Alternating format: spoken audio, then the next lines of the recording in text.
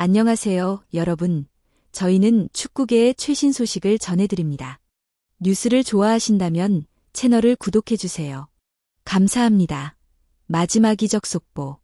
손흥민은 한국으로 귀국했고 인천공항에 모여든 팬들의 환영 속에서 환하게 웃는 모습이 각종 매체의 첫 페이지를 장식했습니다. 그러나 그와 동시에 태평양 건너 로스앤젤레스의 본부는 정반대의 분위기로 얼어붙어 있었습니다. 밖은 조용했지만 내부에서는 냉정하고 단호한 숙청 작업이 시작되고 있었기 때문입니다. 시즌 마지막 순간을 무너뜨린 책임을 더 이상 방치할 수 없다고 판단한 구단 수뇌부는 팀을 갉아먹던 요소를 도려내기 위한 힘든 결단을 내렸습니다.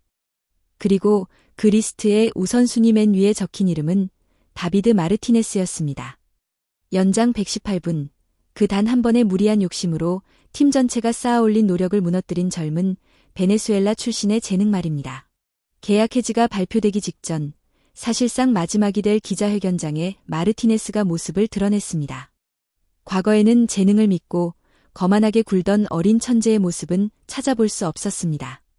그는 고개를 깊게 숙인 채 나타났고 울음 때문에 눈까지 붉게 부어 있었습니다. 그는 남은 연봉을 달라고 요구하지도 않았습니다. 그가 간절히 바란 건 오직 하나, 손흥민의 용서였습니다. 기자회견장은 마치 법정처럼 무거운 분위기로 가라앉았습니다. 그는 떨리는 목소리로 스스로를 변호하려 했습니다. 자신이 가진 단 하나의 방패인 어린 나이를 붙잡고 매달리는 듯했습니다. 제가 잘못했습니다. 그 순간 제가 욕심을 부렸던 것도 맞습니다. 그는 흐느낌을 참아가며 입을 열었습니다. 하지만 제 진심을 알아주셨으면 합니다. 저는 아직 겨우 18살입니다. 다른 축구 문화를 겪으며 자랐고 스스로를 증명하고 싶은 마음이 너무 컸습니다. 영웅이 되고 싶다는 욕망이 순간적으로 저를 삼켜버렸습니다. 그 행동은 미성숙함에서 비롯된 실수였지 제 인성이 썩어서 그런 것은 아닙니다. 그러고는 먼 한국에 있는 주장을 향해 더 깊은 감정이 실린 고백을 이어갔습니다. 손흥민 형에게 정말 죄송하다고 전하고 싶습니다. 제가 축구를 하면서 만난 사람 중 가장 따뜻하고 배려 깊은 분입니다. 만약 형이 이 말을 듣는다면 부탁드립니다. 저를 완전히 버리지 말아주세요. 도망치듯 떠나고 싶지 않습니다. 남아서 속죄하고 싶습니다. 언젠가 형에게 어시스트를 해드리고 싶습니다.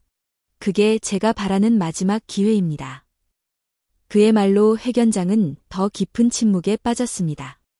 누구도 쉽게 대답할 수 없는 간절함과 후회의 감정이 공간을 가득 채우고 있었습니다.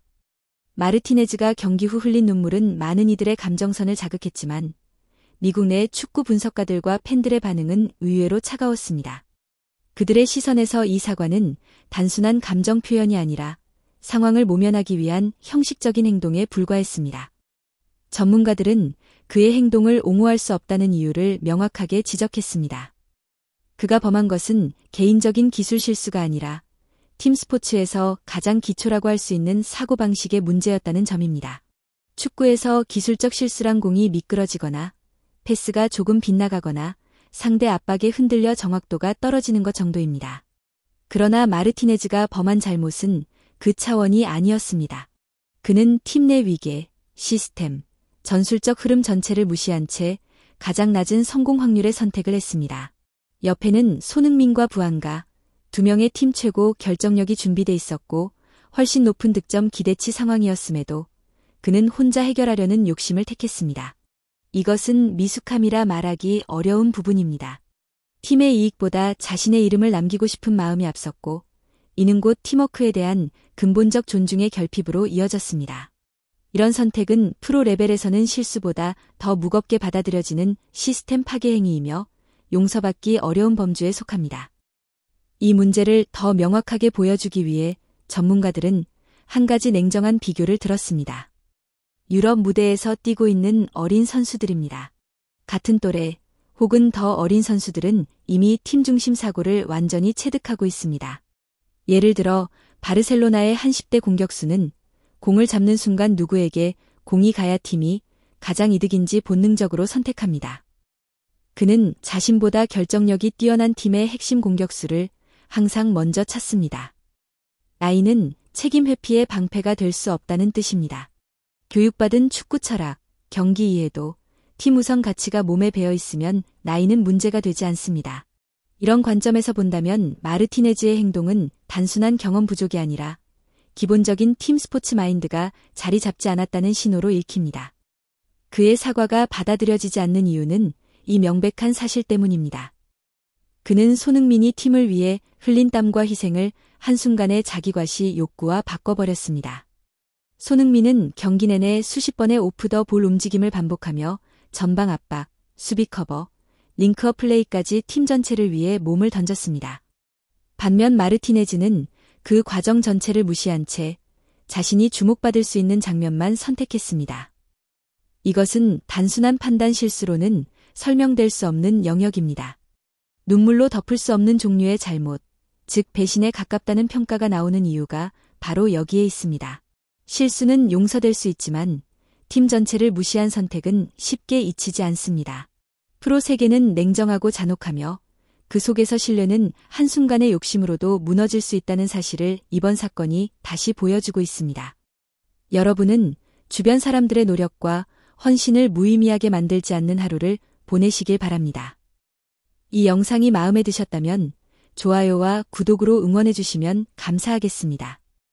이번 사건에서 가장 극적인 순간은 기자회견에서 드러났습니다. 회장은 FC 내에서 손흥민이 가진 독보적인 위치와 권위를 확인시키는 내용을 공개했습니다. 비록 손흥민은 한국에 있었지만 그의 영향력은 클럽 내 모든 인사결정과 조직 문화에 여전히 큰 그림자를 들이우고 있었습니다. 우리는 마르티네즈의 애처로운 간청과 눈물을 목격했습니다. 그러나 회장은 단호하게 말했습니다. 확실히 해두고 싶습니다. 다비드 마르티네즈의 미래에 대한 최종 결정권은 저에게도 이사회에도 있지 않습니다. 그 결정은 오직 주장 손흥민에게 있습니다. 회장은 이어서 설명했습니다. 기자회견 전체 녹화본을 손흥민에게 전달했으며 만약 손흥민이 글을 남겨두라, 기회를 주라라고 말한다면 마르티네즈는 팀에 남을 수 있습니다. 그러나 손흥민이 침묵하거나 고개를 돌린다면 마르티네즈의 계약은 다음 날 아침 즉시 해지될 것이라고 경고했습니다. 클럽은 손흥민의 기준과 문화에 따라 팀을 구축하고 있으며 그 핵심 가치는 이타심, 헌신, 그리고 겸손입니다. 고의적이든 실수였든 손흥민에게 상처를 입히는 자는 팀 전체의 정신과 철학을 훼손한 것이며 새로운 시대에 설 자리는 없습니다.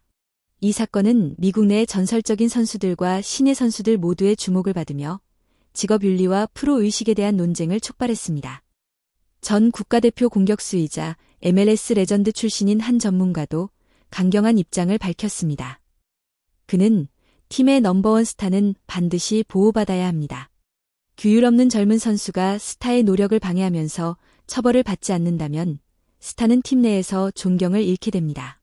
마르티네즈는 경고와 교훈을 남기는 본보기로 떠나야 하며 그의 경력에는 큰 비용이 따르겠지만 반드시 필요한 조치입니다. 라고 단언했습니다. 한편 현역 신예 선수들의 반응도 주목할 만합니다. 익명을 요구한 MLS 젊은 선수는 마르티네즈 사건을 지켜보며 큰 충격과 두려움을 느꼈습니다. 하지만 이 사건은 우리에게 중요한 교훈을 줍니다.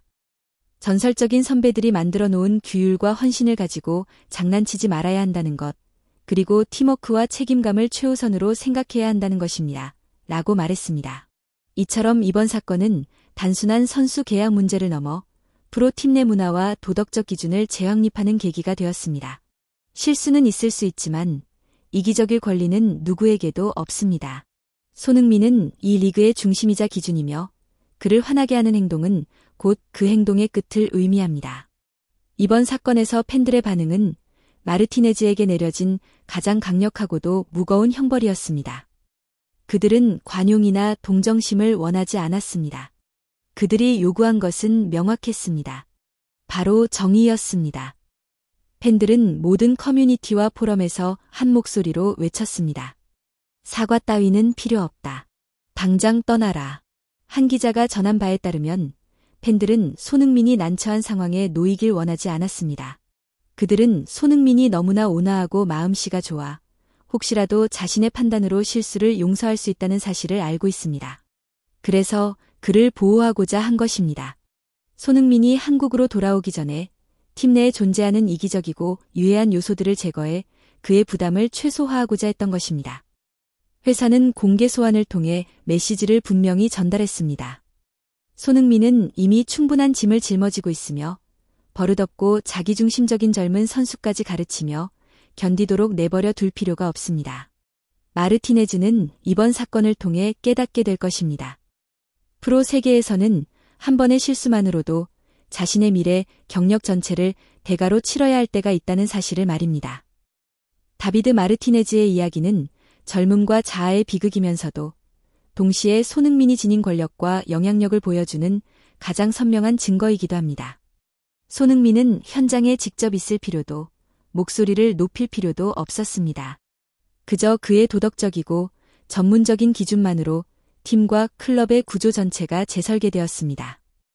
뒤늦게 눈물을 흘리는 마르티네즈는 모든 구성원에게 강력한 경종이 되었고, 팀 내에서 개인보다 집단의 이익이 얼마나 중요한지 다시 한번 일깨워 주었습니다.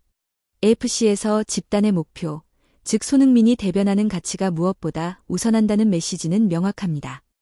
다비드 마르티네즈의 운명은 이제 그가 얼마나 이 기준을 존중했는지에 달려 있으며 그 최종 판단은 서울에 있는 손흥민의 손에 달려 있습니다. 이번 사건이 전하는 메시지는 분명합니다. AFC의 새로운 시대에는 이기적 행동이 용납되지 않으며 손흥민과 함께 나란히 서고자 하는 누구라도 자신의 자아를 희생하거나 그렇지 않으면 무자비하게 도태될 것입니다.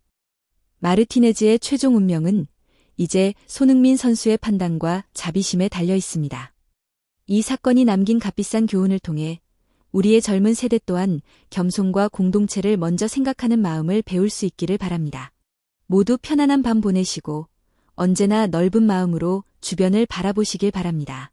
손흥민 선수의 최종 결정을 확인하고 싶다면 잊지 말고 구독 버튼을 눌러주세요.